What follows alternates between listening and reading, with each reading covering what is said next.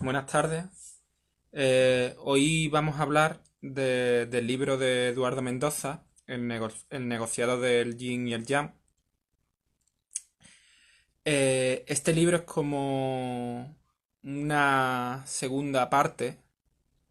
eh, como una segunda parte de la primera novela en la que Rufo Batalla es el personaje principal. Esa primera novela, que es El Rey Recibe, eh, se podría decir que en cierta manera es una novela más o menos autobiográfica, ¿vale? Eh, Comenzamos hablando, mientras que se van conectando alguna gente, comenzamos hablando del escritor. El escritor es Eduardo Mendoza. Eduardo Mendoza es barcelonés, nace en 1943. Es un gran escritor, o, o al menos se podría decir también que es un escritor de una obra bastante extensa. Tiene un estilo muy propio, un estilo irónico, un estilo, en cierta manera, biográfico o autobiográfico. También retrata muy bien todo el universo o toda la sociedad española, para ser más concreto, la sociedad catalana, desde, desde el último periodo del franquismo hasta nuestros días. Eh, su tipo de narrativa es como decía antes, un tipo de novela irónica, eh, llena de aventuras, policíaca, en cierta manera. Nos recuerda, con sus paisajes, sus contextos, un poco a Vázquez Montalbán, por decirlo de alguna forma. ¿Vale? Su primera novela, de 1975, por la que consigue el premio de la crítica, que él, la verdad sobre el caso Savolta, eh, es considerada como la primera novela de la transición democrática. ¿Esto qué significa? Que ya se empieza a ver ese tipo de sociedad completamente diferente a la sociedad que habíamos visto en ocasiones anteriores. Es una sociedad cambiada, una sociedad eh, que está por una parte hastiada de todo lo que ha pasado, de todo ese franquismo, pero por otra parte ya está empezando a salir, ¿vale? Con personajes muy característicos. Después iniciará una serie de... Ya no llega a ser ni trilogía porque es mucho más abundante el número de novelas en las que aparece el llamado detective sin nombre. Estas novelas, entre las que se encuentran eh, esa primera que habíamos dicho, la verdad sobre el caso Savolta, pero posteriormente el misterio de la cripta embrujada, el laberinto de las aceitunas, las aventuras del tocador de señora, el enredo de la bolsa o la vida.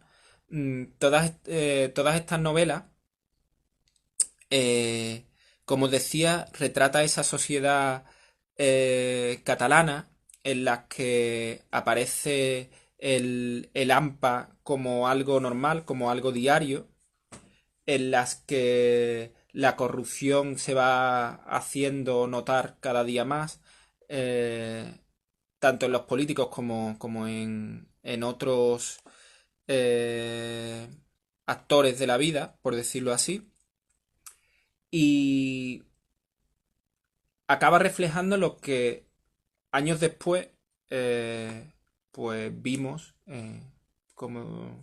como os había hablado antes, en políticos, por ejemplo. Em, También tiene una novela muy interesante, muy, muy irónica, muy graciosa, que es Sin noticias de Gurk. Sin noticias de Gurk, que habla de un extraterrestre, cómo llega a la Tierra y cómo alucina con lo que se encuentra, más que alucinar los que se encuentran con ese extraterrestre, quien alucina es él. Eh, para mí es el máximo esplendor de su ironía, de su humor, de su retrato de esos bajos fondos, de esa sociedad, digamos un poco enferma, por decirlo así, o llena de costumbres que muchas no tienen sentido ninguno, o serían un poco costumbres que en otros lados se verían como absurdas y que aquí parece que cuadran sin que le veamos realmente un porqué, ni que nos lo preguntemos, ¿vale? Esta primera, esta segunda novela, la novela de la que hablamos hoy, El negociado del yin y el yang, que como os hablaba al principio es la segunda parte de las aventuras de Rufo Batalla, que es un alter ego del escritor, de Eduardo Mendoza, pues transcurre en la primavera de 1975, Franco está agonizando, nuestro protagonista, Rufo Batalla, un personaje que, como el propio escritor define, no tiene criterio, no tiene opinión propia, eh, no tiene por qué vivir, no tiene ningún sentido de vida, eh, se deja llevar por todo, por cómo sopla el viento, pues este personaje, en esta segunda novela, vuelve a verse enredado en la propuesta de un... Es el príncipe Tucuulu, que es un príncipe que en cierta manera nos podría recordar un poco al marqués de Sotoancho, de Usía, un príncipe de un reino que se inventa el escritor Eduardo Mendoza, de un reino un poco surrealista, como él, que probablemente nunca heredará ese trono, que se pasea por Europa sin tener ni un duro, pero se pasea por Europa y por el mundo eh, fastuosamente, cuya mujer, que tiene dos nombres, que por una parte se hace llamar Queen Isabella, recordándonos a la reina Isabel de Inglaterra, y por otra parte dice que su nombre verdadero es Mónica Cover, de la alta sociedad estadounidense. Pues este personaje trae, trae a, a nuestro personaje principal, a Rufo Batalla, lo trae de aventuras, le propone cosas y lo enreda en estas aventuras maravillosas y surrealistas por completo. En esta novela vemos el Extremo Oriente, exótico, también en cierta manera surrealista, de cómic, de, de esos dibujos animados o de esas novelitas de Salgari como podían ser Sandokan, ¿vale? O La Isla del Tesoro, pues aquí vemos reflejado ese Oriente. Vemos reflejado ese Oriente y nos parece que estamos en esa aventura. Nos hace entrar en cierta manera en esa aventura. nos hace entrar en esa aventura y, y ver que todo es posible, que todo es posible, que todo puede pasar, ¿vale? Con toda esa ironía que tiene el escritor y ese surrealismo que de pronto nos dice, uy, esto qué, ¿no? ¿Qué está pasando? Pero es más que creíble. Eh, Como os decía, Eduardo Mendoza, que sabe reflejar muy bien esta sociedad catalana de los bajos fondos, coloca a su personaje al principio de la obra en Estados Unidos. Él pasó una época en Estados Unidos eh, y lo coloca en cierta manera para ver desde lo lejano cómo era esa España. Esa España que estaba donde Franco estaba agonizando, donde, donde parecía que que iba a haber cambios, pero no estábamos muy seguros de lo que iba a pasar. De hecho, se habla de los posibles sucesos que podían llevar a cabo uno y otro bando, ¿no? De anteriormente de la guerra civil.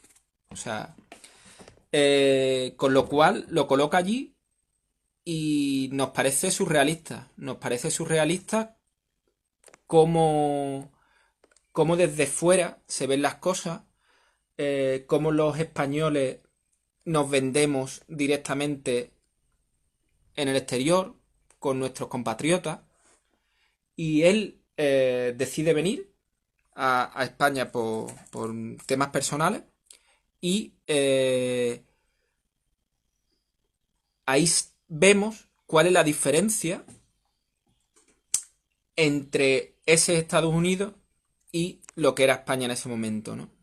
Está más que bien reflejado. Después hay un tema que para mí es importante y que vemos reflejado también tanto en la primera obra, El Rey recibe, como en esta, que es la música.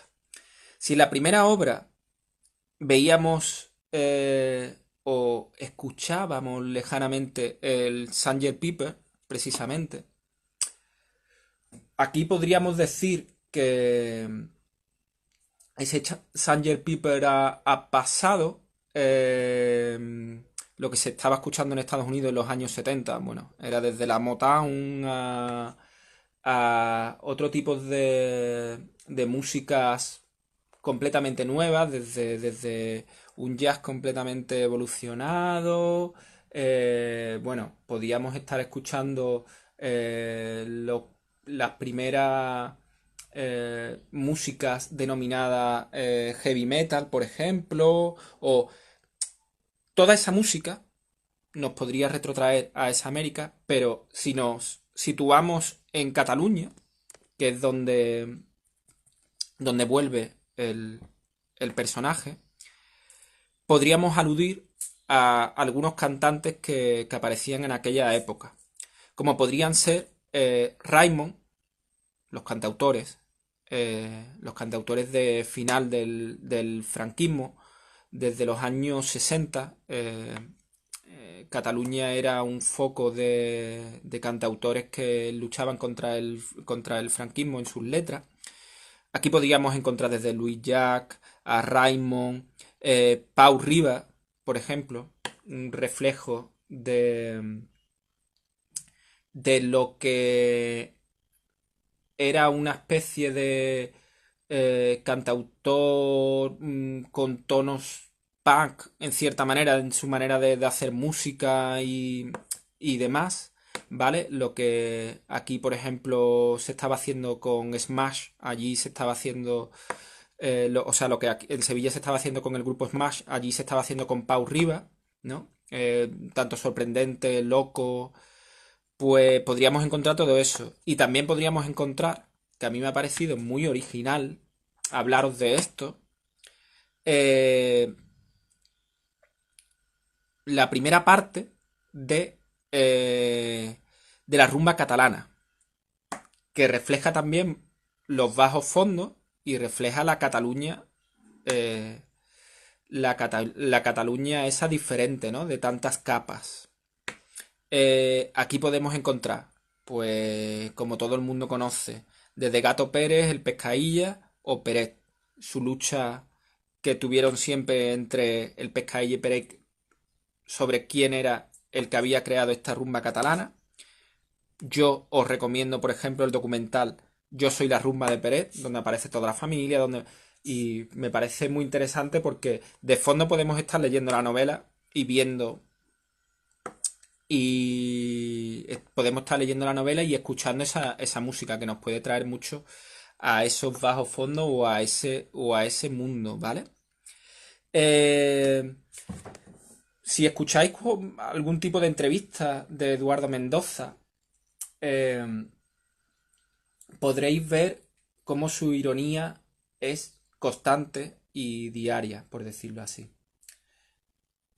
Cuando hay algunos conflictos políticos que ha habido, evidentemente, los últimos conflictos políticos, por ejemplo, en Cataluña, él nunca o sea, no, se posiciona en medio, pero eh, abunda en las razones de unos, de otros, y es un poco como la sociedad, o yo al menos lo veo un poco como la sociedad que reflejan sus novelas, y eso me parece más que interesante.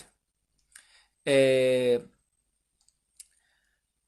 Cómo su surrealismo también lo podemos ver en alguna de sus entrevistas.